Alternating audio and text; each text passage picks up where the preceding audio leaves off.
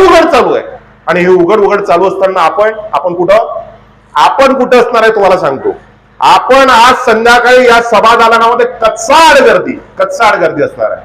कारण आम्हाला डीजे आवडतो, आम्ही उपभोग केंद्रित, आम्ही वस्तू केंद्रित, आम्ही उत्साहप्रिय झालेलो आहोत, उत्सवप्रिय झालोय. खंडारे सर बोलले प्रचंड उत्सवप्रिय झालेला आहे. आम्हाला काही घेणदेण राहिलेलं नाहीये. डीजे वाजला की आमचे पावलं थिरकायला लागतात आणि बाबासाहेबांच्या किंवा सगळ्या महापुरुषांच्या विचारांना मूठ माती दिली काय काही फरक पडत नाही. दररोज लोकशाहीची मूल्य तुडवल्या जात आहेत. आम्ही कंडेम करायला, आम्ही निषेध करायला, साधं नोंदवायला येत नाही. अरे ज्याला लिहिता येतं त्याने लिहिलं पाहिजे, ज्याला बोलता येतं त्याने बोललं पाहिजे, आणि ज्याला काहीच करता येत नाही त्याने किमान मुख राहिलं पाहिजे. हे काहीच करत नाहीये आम्ही. आता आम्ही अशा कार्यक्रमांमध्ये येतो, ऐकतो आणि निघून जातो. बाबासाहेब आंबेडकर म्हणजे वामनदादा कर्डकांचं गाणं सुद्धा या ठिकाणी सांगितलं. बाबासाहेब आंबेडकरांच्या संदर्भात वामनदादा म्हणजे नेहमीच बोलायचे, आम्ही तुफानातील दिवे, वादळ वारा पाऊस धारा कोणी नाम्हा शिवे. काही तुफानातले दिवे पिवे राहिलेले नाहीये. कुठे तुफानातले दिवे? कुठे आहेत आपली माणसं? भारतीय संविधानाचा एवढा अपमान होत असताना कुठे आहेत आपण? कुठे निषेध करतोय आपण? रोज हे सगळं चालू आहे. म्हणजे अनेक गोष्टी सांगता येण्याजोग्या आहेत. बांधवांनो, इतकं काही दिलं या संविधानाने. हे संविधान जर समाप्त झालं तर या देशातल्या फक्त एससीचं नुकसान होणार नाहीये. या देशातल्या शेड्यूल ट्राईबच्या जल जंगल जमीन मोठ्या प्रमाणात ओरबाडून काढणं चालू आहे, मोठ्या प्रमाणात. आता म्हणजे आपण सुज्ञ लोक आहोत, कुंभमेळ्यासाठी झाडं तोडणं चालू आहे. बरं, त्याही पलीकडची गंमत सांगतो साहेब. म्हणजे लोकशाही कोणासाठी आहे? या देशातलं संविधान आणि कायदे कोणासाठी आहे? परवा महाराष्ट्रामध्ये 1800 कोटी रुपयाचा जमीन घोटाळा उघडकीस आला साहेब. आणि मोठ्या लिडरचा पोरगा आहे तो, खूप मोठ्या लिडरचा पोरगा आहे. त्या मोठ्या लिडरच्या पोराने एवढा मोठा जमिनीचा घोटाळा केला. 1800 कोटीची जमीन 300 कोटीत घेतली आणि 500 रुपयाच्या स्टॅम्प ड्युटीवर. आणि जमीन कोणची होती ती? जमीन होती महार वतनाची जमीन होती. वतनाकरता दिलेली जमीन होती, महारांकरता दिलेली जमीन होती. या जमिनी परस्पर लाटणं चालू आहे. शेड्यूल ट्राईब आदिवासी समाजाच्या जंगल जमीन रिसोर्सेस ओरबाडून खाणं चालू आहे. कुठेच निषेध नाहीये. कारण आम्हाला लाडकी बहीण दिल्या जाते, आम्हाला 5 किलो अनाज दिला जातोय. आणि म्हणून अत्यंत भयावह परिस्थितीमध्ये बाबासाहेबांनी जे सांगितलेलं होतं ते भाकीक बाबासाहेब म्हणतायत की मी तुम्हाला राजकीय स्वातंत्र्य बहाल केलेलं आहे बांधवांनो. आता एका व्यक्तीला एक मत आणि एका मताला एक मूल्य आहे. मी तुम्हाला मूल्य प्रदान केलेलं आहे. या मूल्याच्या भरोशावर तुम्हाला या लोकशाहीला सक्षम करायचं आहे. आणि दुसरीकडे बाबासाहेब म्हणतायत जरी मी तुम्हाला राजकीय स्वातंत्र्य बहाल केलं असेल तरी या देशातल्या सामाजिक विषमतेच्या जरी, आर्थिक विषमतेच्या दरी, शैक्षणिक विषमतेच्या दरी एवढ्या मोठ्या प्रमाणामध्ये वाढतायत. याच विषमतेच्या दरी जर अशाच वाढत राहिल्या तर येणाऱ्या कालखंडामध्ये या देशातील लोकशाहीचा डोलारा उद्ध्वस्त झाल्याशिवाय राहणार नाही. हा लोकशाहीचा डोलारा उद्ध्वस्त झाल्याशिवाय राहणार नाही. बाबासाहेबांचं भाषण आहे. आज कुठे आपण? म्हणजे आपले पोरं शालेय पोषणाराच्या खिचडीमध्ये खुश आहेत साहेब. आणि या देशातल्या व्हाईट कलर लोकांची मुलं कुठे शिकतायत? चांगल्या शाळांमध्ये जात आहेत. शैक्षणिक दरी किती वाढली आहे? एज्युकेशन फंडामेंटल राईट म्हणून बाबासाहेबांना सगळं देणं शक्य नव्हतं. बाबासाहेबांनी सगळं देऊन टाकलं असतं. पण बाबासाहेबांनी आपल्याला आर्टिकल 12 ते आर्टिकल 35 पर्यंत फंडामेंटल राईट दिलेत, मूलभूत अधिकार दिले. आणि या मूलभूत अधिकारामध्ये शिक्षणाचा अधिकार सुद्धा आता आला 2009 मध्ये. शिक्षणाचा मूलभूत हक्क आला आपल्याला, फंडामेंटल राईट एज्युकेशन. बरं, मूलभूत अधिकार शिल्लक आहे का? गरिबाच्या पोराला मिळणारं शिक्षण आणि श्रीमंतांच्या पोरांना मिळणारं शिक्षण आता या देशामध्ये समान राहिलंय का? बाबासाहेबांनी संविधानात कुठेच 5 किलो राशनची मागणी केलेली नाहीये. बाबासाहेबांनी सांगितलं हेल्थ सेक्टर फ्री असायला पाहिजे, एज्युकेशन सेक्टर फ्री असायला पाहिजे. डायरेक्टिव्ह प्रिन्सिपल मध्ये बाबासाहेबांनी लिहून ठेवलं. भारतीय संविधानाची नीती निर्देशक तत्व जी आहे, मार्गदर्शक तत्व जी आहे, या तत्वांमध्ये बाबासाहेब म्हणतायत अरे या देशातल्या बहुजनांचं पोट कल्याण करायचं असेल तर त्यांच्या उंबरठ्यापर्यंत ज्ञानाची पंचगंगा गेली पाहिजे. चांगलं ज्ञान त्या पोरांना द्यायला पाहिजे. वस्ती वाड्यात तांड्या पाड्यामध्ये चांगल्या शाळा असल्या पाहिजे. बाबासाहेब भारतातल्या 62,000 शाळा बंद होत आहेत. आणि जिल्हा परिषदच्या, नगर परिषदच्या, महानगरपालिकांच्या शाळांमध्ये शिकणारी मुलं कोणाची आहेत? अंबानींची नाहीयेत, टाटाची नाहीयेत, बिर्लाची नाहीयेत, पॉलिटिकल लिडरची नाहीयेत, या देशातल्या ब्युरोक्रॅटची नाहीये, IAS IFS ची नाहीयेत. हे आमच्या गरीबाच्या घरातली पोरं आहे. आमच्या गरीबातल्या घराच्या पोराला कोणतं शिक्षण मिळतंय? कशा प्रकारचं शिक्षण मिळतंय? आणि ते मिळणारं शिक्षण सुद्धा बंद करण्याचा घाट चालू आहे. जनसुरक्षा विधेयकाच्या संदर्भात सुद्धा आपल्याला माहिती आहे. हाच जनसुरक्षा कायदा कुठे आलेला होता? भगतसिंगांच्या काळामध्ये. पण भगतसिंगांना वेगवेगळं होतं. आता इथे एकही तरुण दिसत नाही, एकही तरुण दिसत नाही. दिसतं का? चे गवेरा नावाचा जागतिक क्रांतीची कविता गाणारा एक मोठा कवी होऊन गेला. हा कवी काय म्हणतोय? मी कोणत्याही देशाचं भविष्य सांगू शकतो, कोणत्याही देशाचं. मग चे गवेराला विचारलं की तुम्ही त्या देशाचं भविष्य कशाच्या भरोशावर सांगता, तर चे गवेरा ज्याने लॅटिन अमेरिकेमध्ये मोठा स्वातंत्र्य लढा केला, त्यानंतर क्युबामध्ये केला, हा चे गवेरा म्हणतो त्या देशातल्या तरुणांच्या मुखामध्ये कोणचं गाणं आहे, गाणं, त्या गाण्यावर मी त्या देशाचं भविष्य सांगू शकतो.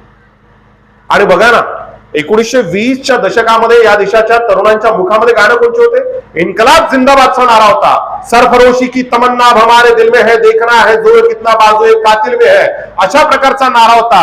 असे पोट्टे या मातीने पैदा केले भगतसिंग, राजगुरू, सुखदेव, बटुकेश्वर दत्त, अशफाकुल्ला खान, बाबू गेहरू सारखी. आणि म्हणून भारताला पारतंत्र्याच्या बेड्यातून आपल्याला मुक्त करता आलं.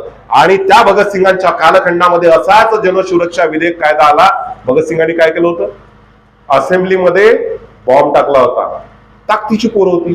आता आपली पोट्टे, आपल्या पोट्ट्याले बाप मेल्याचं दुःख नाहीये, माय मेल्याचं दुःख नाहीये, पण माया बापाच्या तेरविले, माया बहिणीच्या लग्नाले, माया मायाच्या तेरविले आपला नेता नाही आला याचं जास्त दुःख आहे.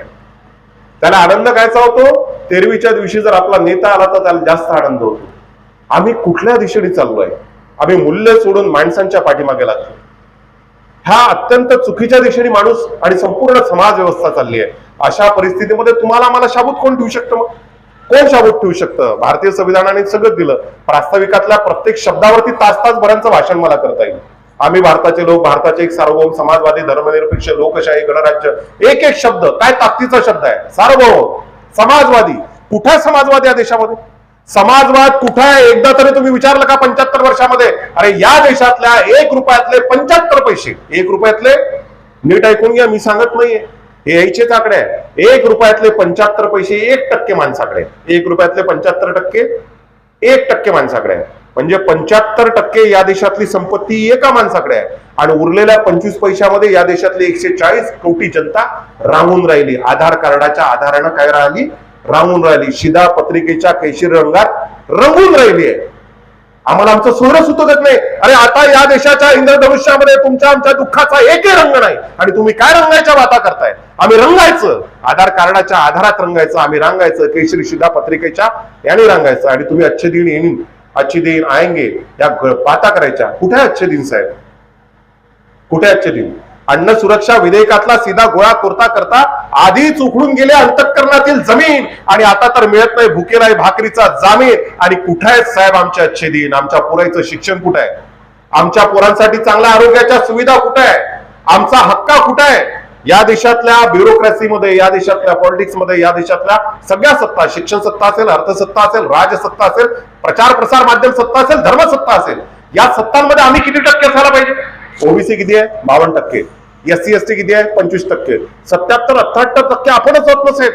मग आमचे 78% लोक दिसत आहेत का? आता बोलून गेले खंडारे साहेब. भूषण गवई साहेब शेड्यूल कास्ट मधला दुसरा कोण झाले? चीफ जस्टिस झाले, रिटायर आता परवा. 75 वर्षात 2च लोक तिथपर्यंत पोहोचले, कारण कॉलेजियम नावाची सिस्टीम त्यांनी तयार करावी. आणि म्हणून प्रचंड शिकावं लागेल. बाबासाहेब आंबेडकरांनी सगळं सांगून ठेवलं आपल्याला. आपल्या सगळ्या अधोगतीचे मार्ग सांगितले आणि प्रगतीचे मार्ग सांगितले.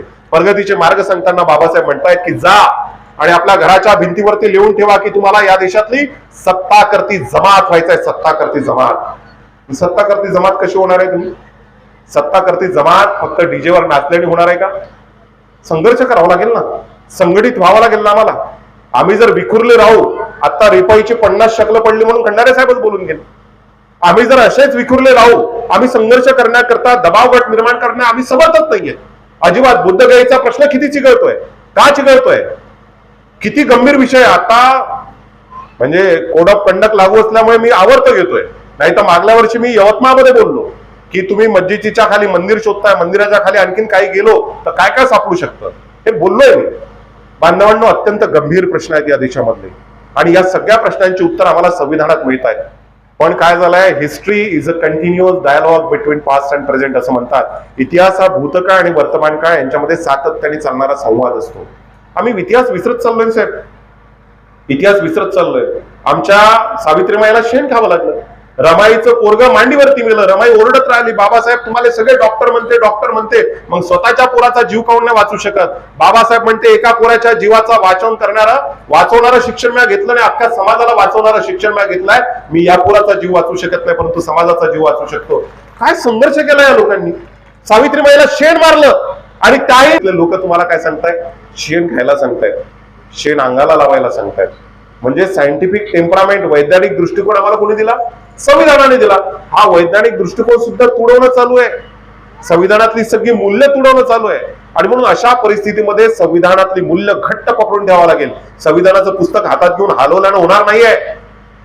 निर्मिका मज इतके वरदान दे, निर्मिका मज इतके वरदान दे, खात्यात माझ्या संघर्षाचे अनुदान दे, मी मुक्यांनाही शिकवेल समतेची भाषा, फक्त माझ्या हातात तेवढे संविधान दे, फक्त माझ्या हातात तेवढे संविधान दे. आमची ती बहीण म्हणते प्रतीक्षा, माझ्या हातात जर संविधान आलं तर मी मुक्यांना सुद्धा समतेची भाषा शिकू शकतो. एवढं पोटेन्शियल संविधानाच्या पानापानावर आहे, प्रत्येक शब्दांमध्ये आहे. पण आम्ही संविधान किती वाचतो?